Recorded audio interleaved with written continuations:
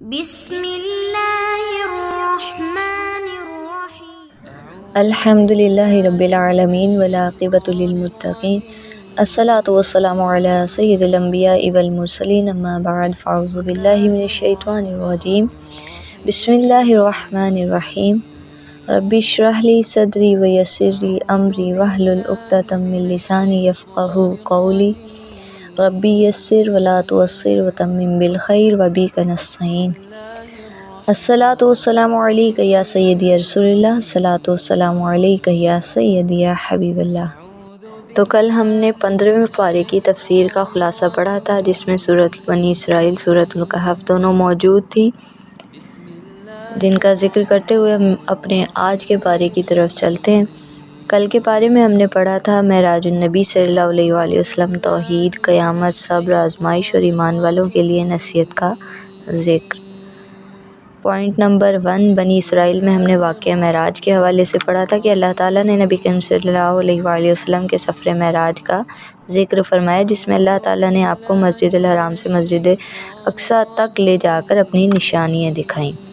اس کے بعد second point میں ہم نے پڑھا تھا، اسی صورت میں ہم نے پڑھا تھا بنی اسرائیل پر اللہ کے احسانات، پھر قرآن کی ہدایت اور رحمت، پھر اچھی اور بری صفات، شیطان کی گمراہی، انسان کی کمزوری، حضرت آدم علیہ السلام کو شیطان کا سجدہ کرنے سے انکار، نماز تہجد کی فضیلت۔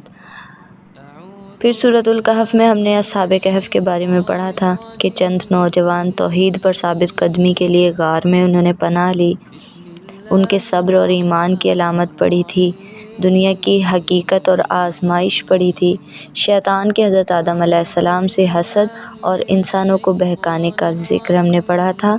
اس کے بعد سورۃ الکہف کے 15ویں پارے کے آخری حصے میں ہم نے حضرت موسیٰ علیہ السلام اور حضرت خضر علیہ السلام سے علم سیکھنے کا واقعہ، 3 حکمت بھرے واقعات موجود تھے، وہ پڑھے تھے، یعنی بنی اسرائیل، معراج شریف، بنی اسرائیل کی نافرمانی، توحید اور اچھے اعمال کی تاکید، سورۃ الکہف میں اصحاب کہف، دنیا کی حقیقت، حضرت خضر علیہ السلام اور حضرت موسیٰ علیہ السلام کے واقعات۔ یہ کل ہم نے 15ویں پارے میں پڑھا تھا۔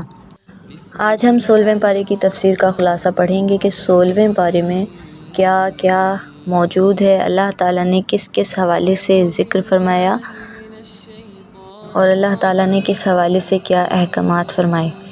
اور الحمدللہ آج 15واں روزہ مکمل ہو چکا ہے، 15 روزے مکمل ہو چکے ہیں۔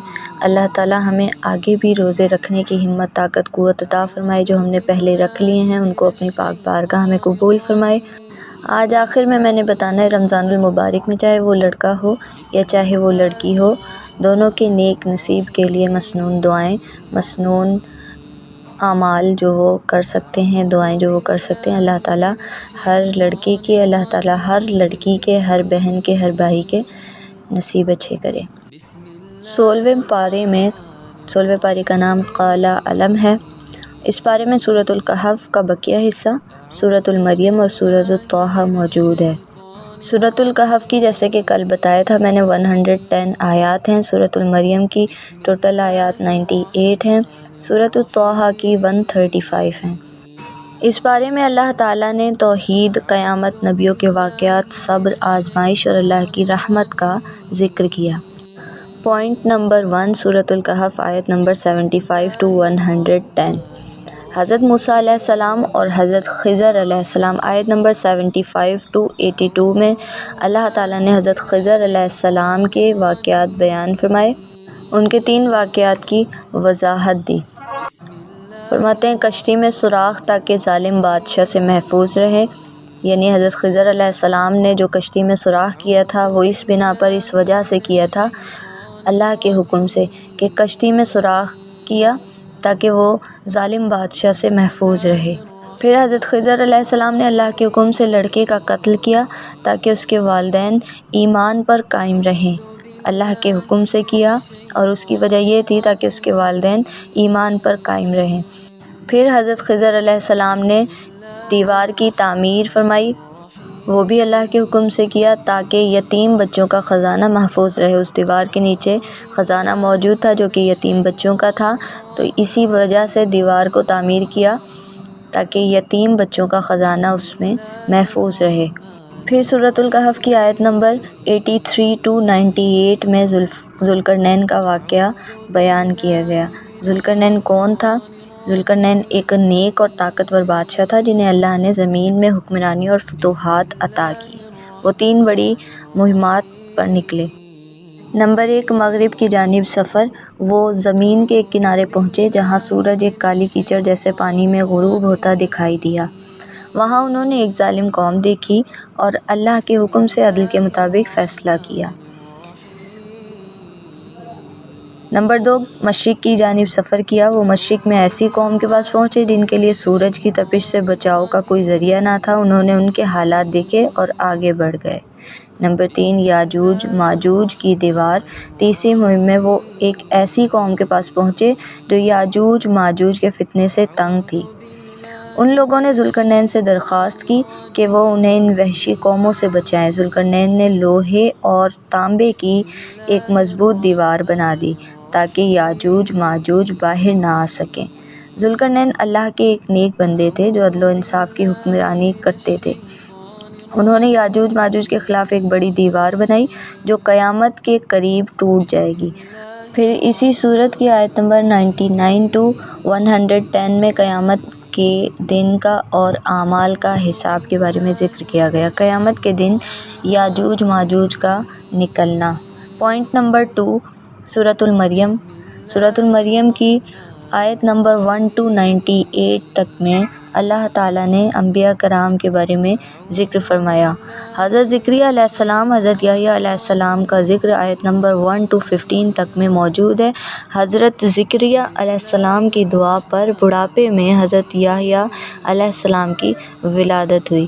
حضرت مریم علیہ السلام اور حضرت عیسیٰ علیہ السلام کے بارے میں اللہ تعالیٰ نے سورۃ المریم میں آیت نمبر 16 to 40 میں فرمایا۔ حضرت مریم علیہ السلام کو اللہ نے بغیر شوہر کے حضرت عیسیٰ علیہ السلام کو پیدا فرمایا، یعنی حضرت عیسیٰ علیہ السلام کی پیدائش حضرت مریم علیہ السلام کے ہاں بغیر باپ کے ہوئی۔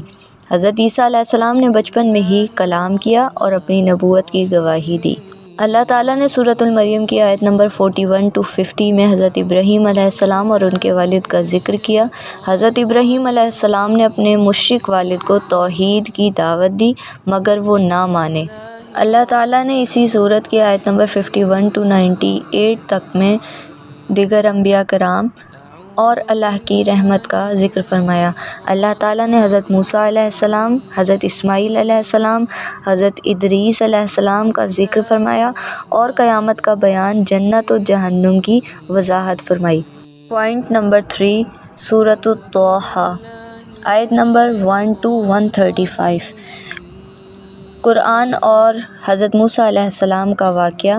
اسی صورت میں آیت نمبر 1 to 52 میں اللہ تعالیٰ نے ذکر فرمایا، قرآن کریم نبی کریم صلی اللہ علیہ وآلہ وسلم پر پریشانی کے لیے نہیں بلکہ نصیحت کے لیے نازل ہوئی۔ یہ ایک عظیم کتاب ہے جس کی تعظیم ہم پر لازم ہے، اور انہی آیات میں اللہ تعالیٰ نے حضرت موسیٰ علیہ السلام کو اللہ نے فرعون کے مقابلے میں بھیجا۔ حضرت موسیٰ علیہ السلام کے جادوگر نے اسلام قبول کیا۔ فرعون اور ان کی فوج کو دریائے نیل میں غرق کر دیا گیا۔ اسی صورت کی آیت نمبر 77 to 97 تک میں اللہ تعالیٰ نے بنی اسرائیل کی گمراہی اور سامری کے بچھڑے کا ذکر فرمایا۔ بنی اسرائیل نے سامری کے بہکانے پر بچھڑے کی پوجا شروع کر دی۔ حضرت موسیٰ علیہ السلام نے انہیں سخت تنبیہ کی۔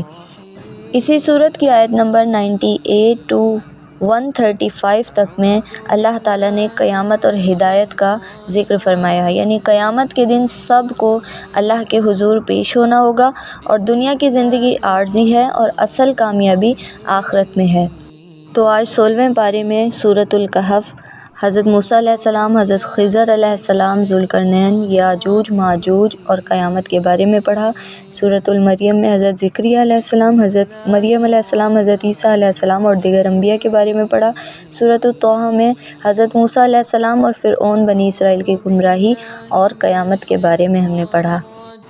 آخر میں رمضان المبارک میں نیک نصیب کے لیے پڑھی جانے والی دعائیہ کلمات، پڑھی جانے والی صورتیں: سورۃ الفاتحہ اور سورۃ الاخلاص۔ ہر نماز کے بعد 7 مرتبہ سورۃ الفاتحہ اور 11 مرتبہ سورۃ الاخلاص پڑھیں اور اللہ سے نیک نصیب کے لیے دعا کریں۔ اللہ تعالیٰ دعاؤں کو قبول فرمائے گا۔ درود پاک کی کثرت کریں۔ درود پاک پڑھنا ہر دعا کی قبولیت کا ذریعہ بنتا ہے۔ روزانہ 100 مرتبہ درود پاک پڑھیں۔ اللہم صلی علی محمد وعلی آل محمد۔ اسماء حسنی کا ورد کریں۔ روزانہ 313 مرتبہ یا ودود یا رحیم یا کریم پڑھ کر بھی اللہ سے اپنے نیک نصیب ہونے کی دعا کریں۔ استغفار اور دعا: جس طرح یہ عشرہ استغفار کا ہے تو اللہ تعالیٰ سے اپنے گناہوں کی توبہ کریں۔ نبی کریم صلی اللہ علیہ وآلہ وسلم نے فرمایا، جو شخص زیادہ استغفار کرتا ہے اللہ اسے ہر تنگی سے نجات اور ہر غم سے خلاصی عطا فرماتا ہے اور اسے ایسی جگہ سے رزق دیتا ہے جہاں سے اسے گمان بھی نہیں ہوتا۔ استغفار کی کثرت کریں۔ 100 مرتبہ روزانہ استغفر اللہ ربی من کل ذنب واتوب الیہ پڑھیں۔ سورۃ الیاسین، سورۃ الرحمن پڑھیں۔ سورۃ الیاسین اور سورۃ الرحمن پڑھ کر بھی اللہ سے نیک نصیب کی دعا کریں کیونکہ ان صورتوں میں بے شمار برکتیں ہیں۔ رات کے آخری پہر میں دعا کریں۔ رسول اللہ صلی اللہ علیہ وآلہ وسلم نے فرمایا، رات کے آخری پہر میں اللہ تعالیٰ آسمان دنیا پر نزول فرماتے ہیں اور پکارتے ہیں کہ ہے کوئی مجھ سے مانگنے والا کہ میں اسے عطا کروں۔ بخاری اور مسلم شریف کی حدیث ہے۔ اس وقت تہجد پڑھ کر نیک نصیب ہونے کی دعا بہت مؤثر ہوتی ہے۔ رمضان المبارک میں رسول اللہ صلی اللہ علیہ وآلہ وسلم نے فرمایا، جو شخص یہ دعا کرے کہ اللہ اسے بہترین نصیب عطا فرمائے گا۔ یہ حضرت موسیٰ علیہ السلام کی دعا ہے جو انہوں نے نیک نصیب اور اچھے مستقبل کے لیے مانگی۔ روزانہ 100 مرتبہ پڑھنا مفید ہے۔ ربی انی لما انزلت الی من خیر فقیر۔ رمضان المبارک میں ان اعمال کو خشوع و خضوع کے ساتھ کریں، انشاءاللہ اللہ کریم نیک نصیب اور خیر و برکت عطا فرمائے گا۔ اللہ کریم میرا بتانا، آپ کا سننا اپنی پاک بارگاہ میں قبول فرمائے۔ جو بھی بتانے میں، سننے میں غلطی بے ادبی کوتاہی ہوئی ان تمام کو معاف فرمائے۔ وما علینا الا البلاغ المبین۔